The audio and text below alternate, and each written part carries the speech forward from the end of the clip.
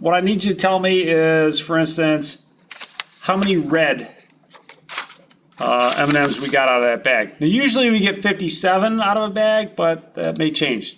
10 red. 10 red? Yeah. All right. How many orange? 5.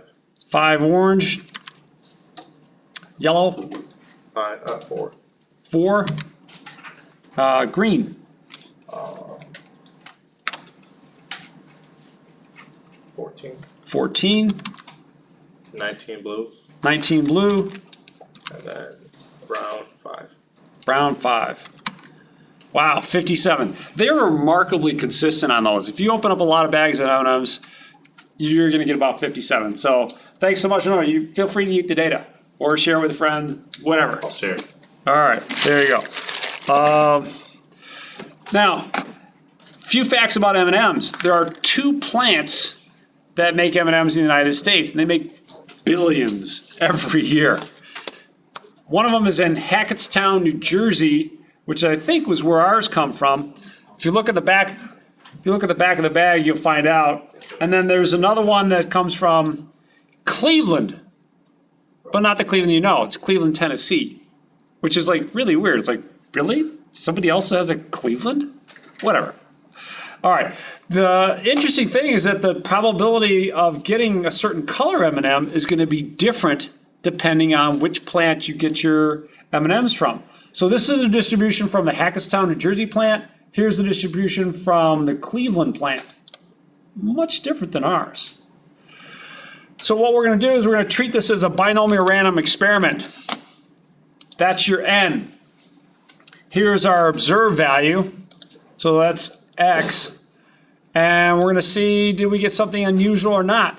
Now, how we determine whether or not we got an unusual event? What do you think?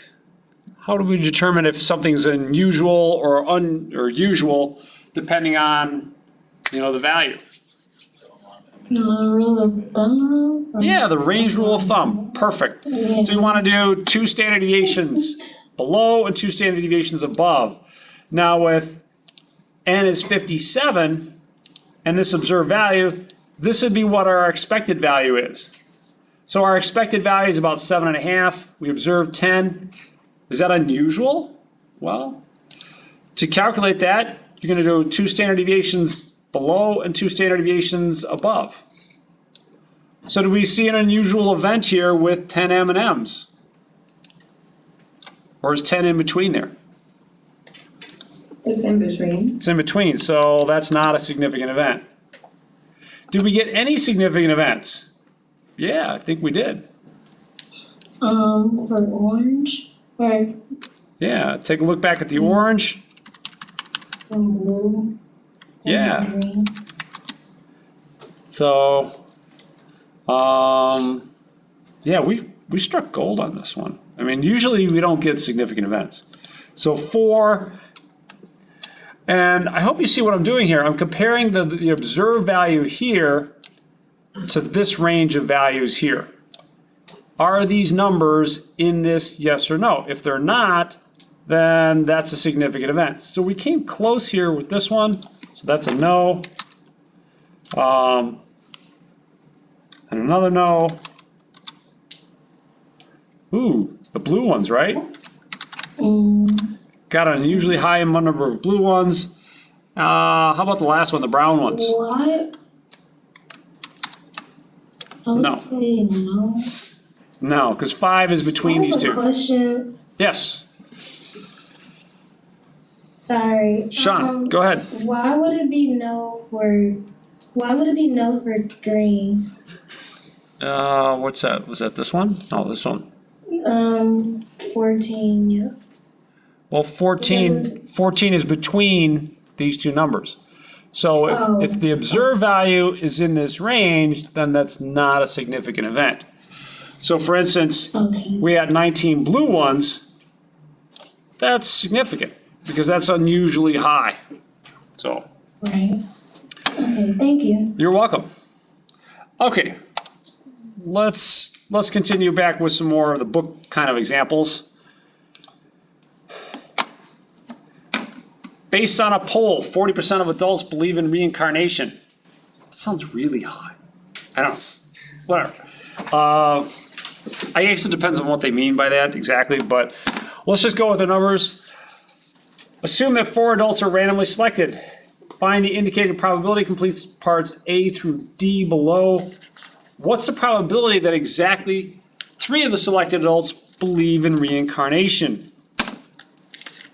What kind of a probability does this seem like it might be? Yeah, it looks like it might be a binomial. So let's run it through its paces. Let's see if it fits. Do we have a fixed number of trials? Yes. How many trials? 4. 4. So fixed, yeah. N equals 4. Are the trials independent? Yes. Yeah. You have adults that are randomly selected, and what one person believes and somebody else believes chosen at random, those are going to be independent. 2 outcomes. You either believe in it or you don't. Very simple. And the same probability of success, yes. That really comes from our 5% sample rule size, but I'm not going to bludgeon you with that now. Let's just work on the probabilities here. What's the probability that exactly 3 of these selected adults believe in reincarnation? So this is a binomial probability. Binom, distribution. What command am I going to be typing in? What numbers? Remember, it's X, then N, then P, and then what's the last part here? False. So for our particular case, what do we got?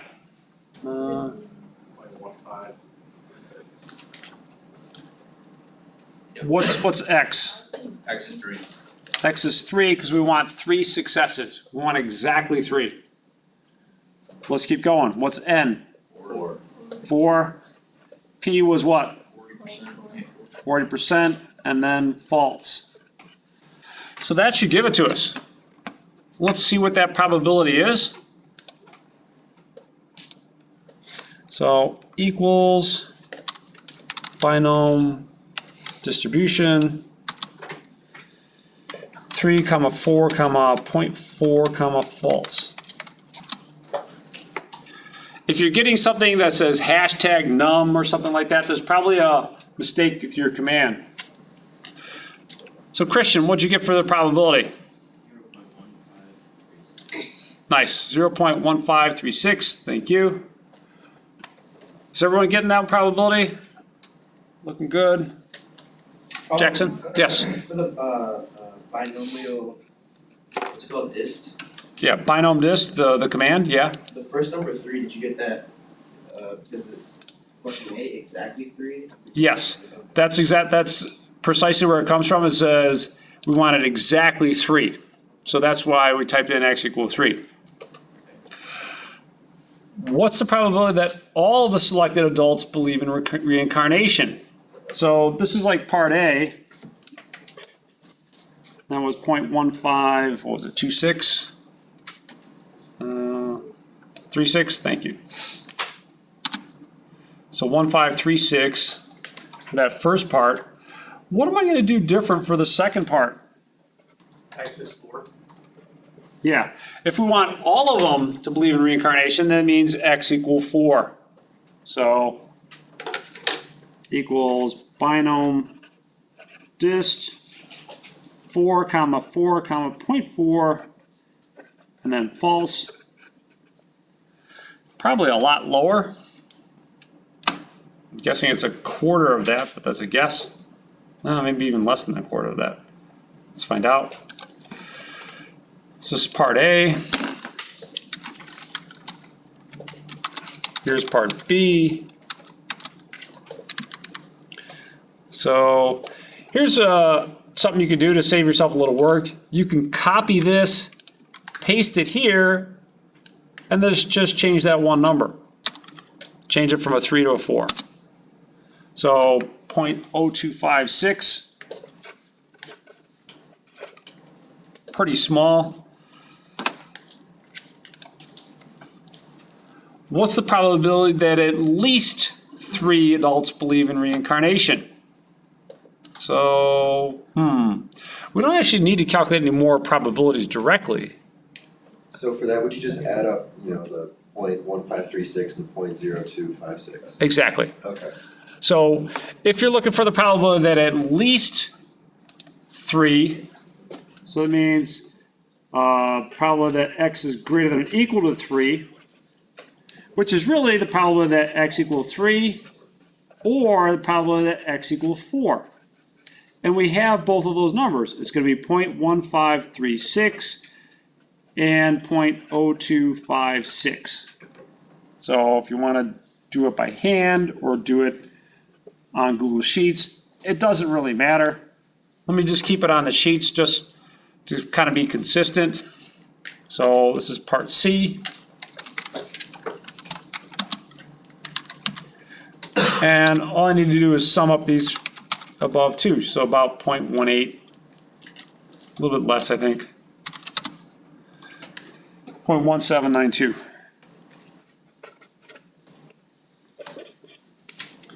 And there's one last part to this.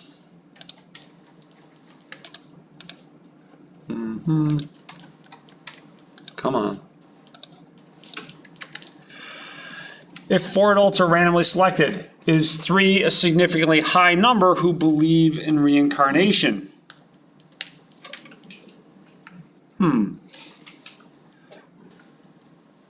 What do you think? Is it likely you're going to get 3 or more that believe in reincarnation? Is that an unusual event?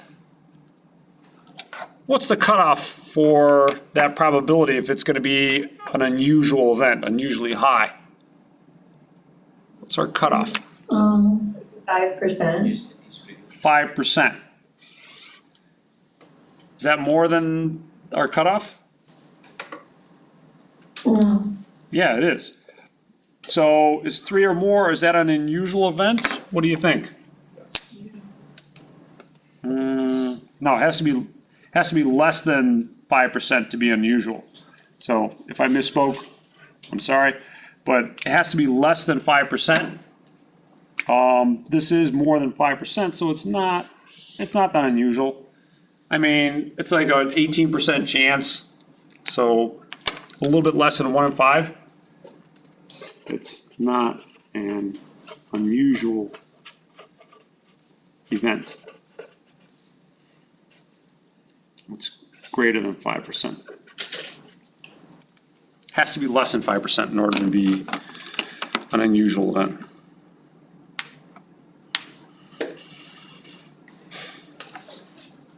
Are we okay with our example G here? I have a question. Yeah, please. Because that has to be less than 5, are you talking about the 3 numbers added up?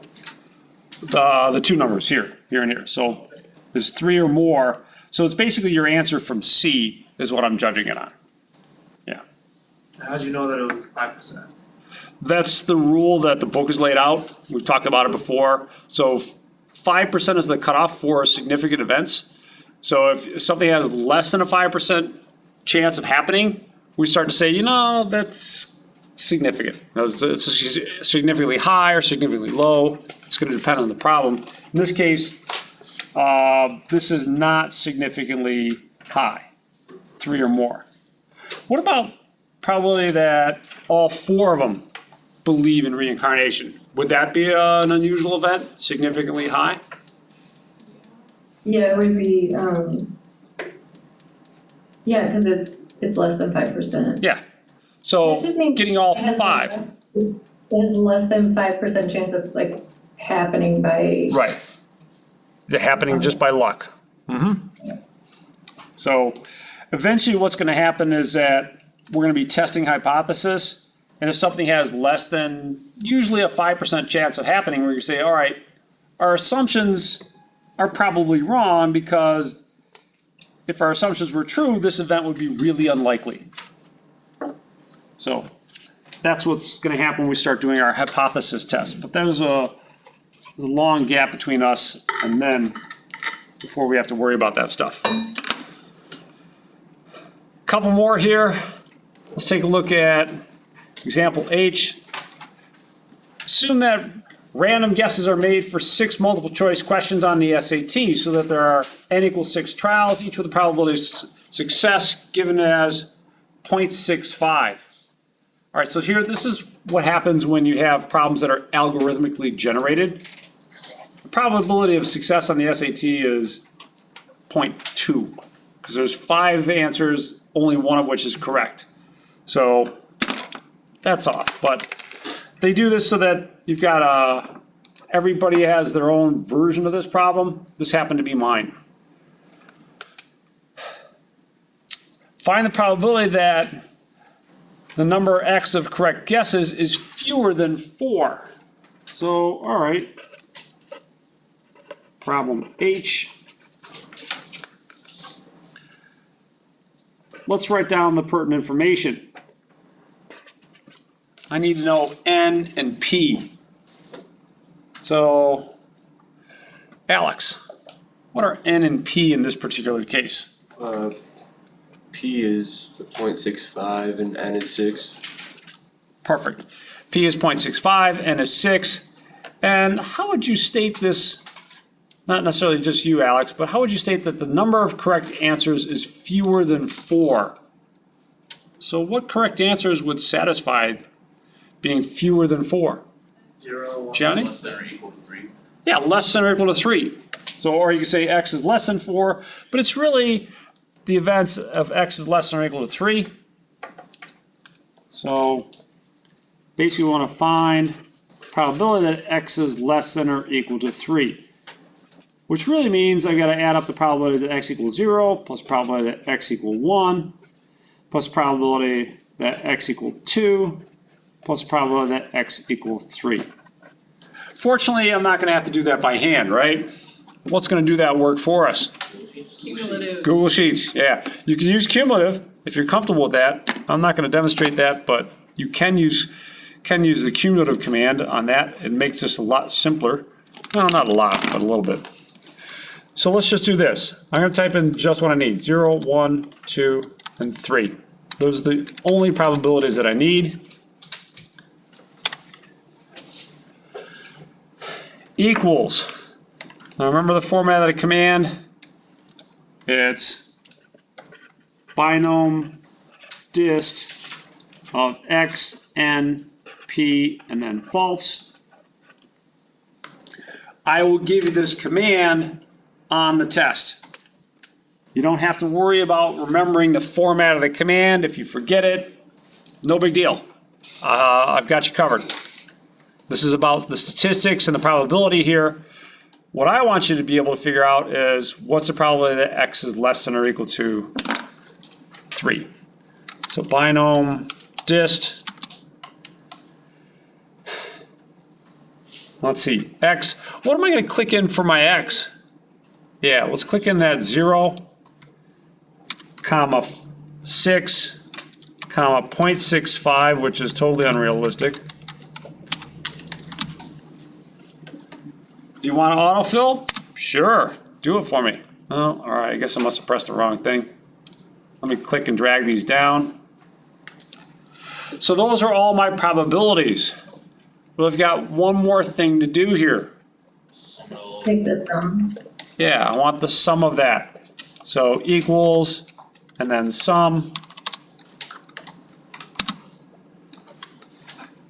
So I'm getting about 35%.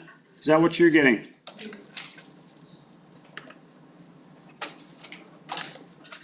How many decimal places should we round? 3 or 4.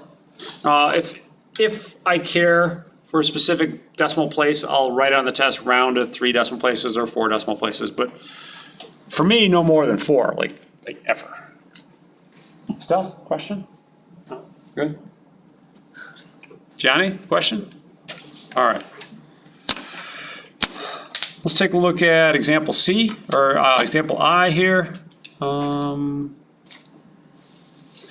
we're going back to presumably Gregory Mendel's experiments. Maybe not. assume that hybridization experiments are conducted with peas having the property that for offspring, there's a 0.25 probability that the pea has green pods. Assume that the offspring peas are randomly selected in groups of 26, complete parts A through C below. Let me do that down here. Find the mean and standard deviation for the number of peas with green pods in groups of 26. So, a couple things to be aware of here. Problem I.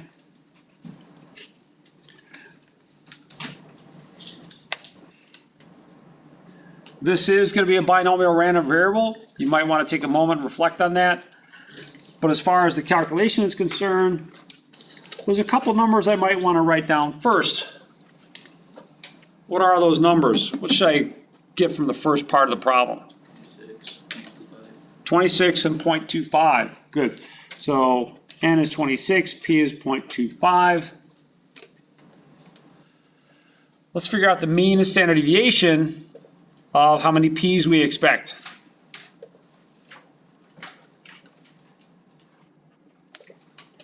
Just a quick reminder, what's the formula for mu? Does anyone remember? This is the easy part. N times P. N times p. Awesome. Thank you, sir. And I also need the standard deviation, which is n times p times q, if you let q equal 1 minus p, or you can write it as n times p times 1 minus p, like that. Yay. So let's find these values. The mean is going to be 26 times 0.25. 650? 6.5? Is it 6.5? Yeah. Okay, good. And then sigma is going to be the square root of 26 times 0.25 times 0.75, which is your 1 minus p. And that one I'm not going to do in my head. 0.75. Let's see. 26 times 0.25 times 0.75. Square root of 4.875.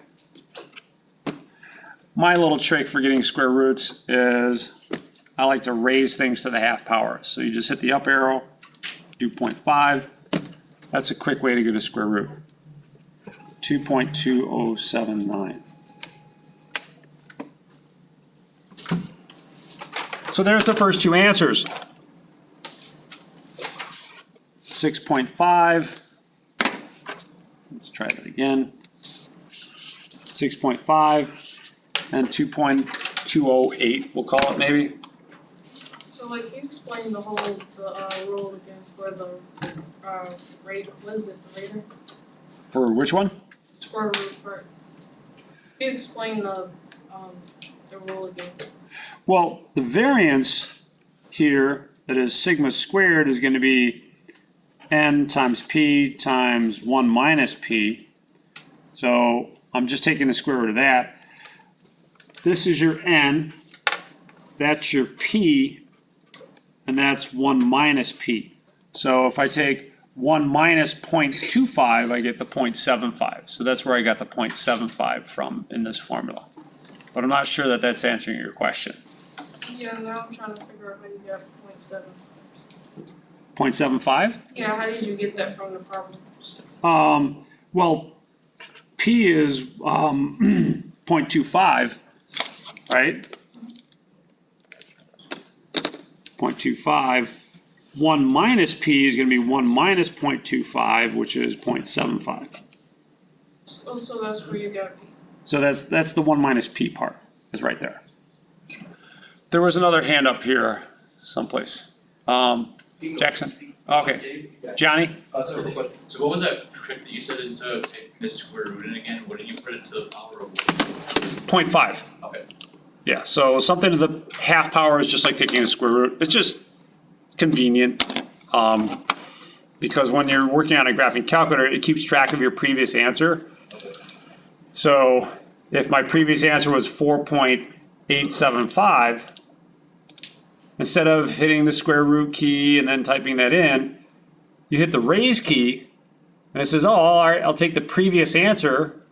So ANS has got this value in it, and just do 0.5. There you go. So it's a quick way to do a square root. Thank you. Yeah, you're welcome. All right, we good on this first part here in problem I. Let's finish up. Use a range rule of thumbs to find values separating results that are significantly low or significantly high. Well, you know, again, you could go back and do this on Google Sheets. There's nothing wrong with that. Let's see, do I even have a sheet dedicated to that one? Yeah, I guess I do.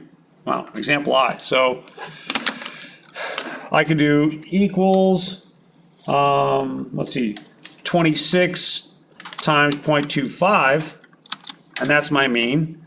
And then equals square root of 26 times 0.25 times 0.75.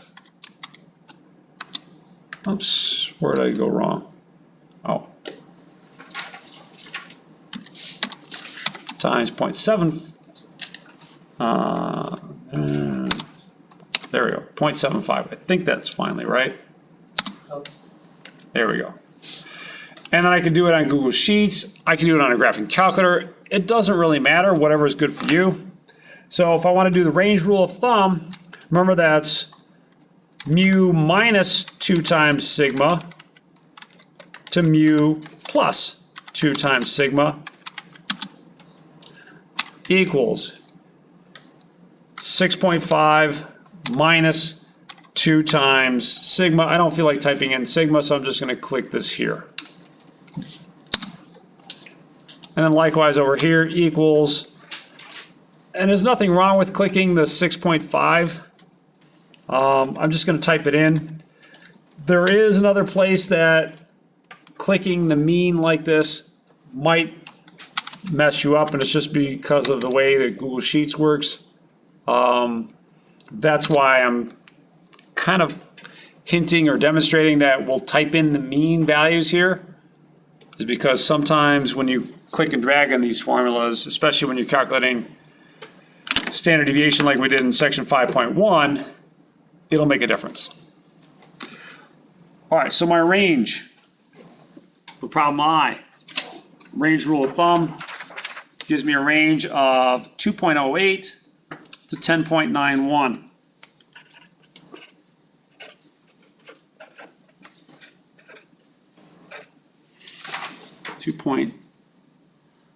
.08 to 10.92. I think I've just got one last little bit to answer here. It says, is the result of 1 peas with green pods a result that is significantly low? Why or why not? No. So you don't think 1 is significant? Let's see, we went from 0, 1, 2, 3. Oh my bad, you said 1. Okay, yeah, then yeah, it would be low. Do we agree with Deanna? Yeah. Is 1 a significantly low event? Yes. Yeah, our cutoff is here, and on the upside, there's another cutoff here between 10 and 11. So yeah, these are significantly low, and these are significantly high. So 1 is definitely a significantly low event. How about 2? Is 2 a significantly low event? Yeah. Yeah, 2 is also that. It's not quite, you don't round these answers. It's just kind of a hard and fast thing. All right, all set for section 5.2. Any last minute comments or questions?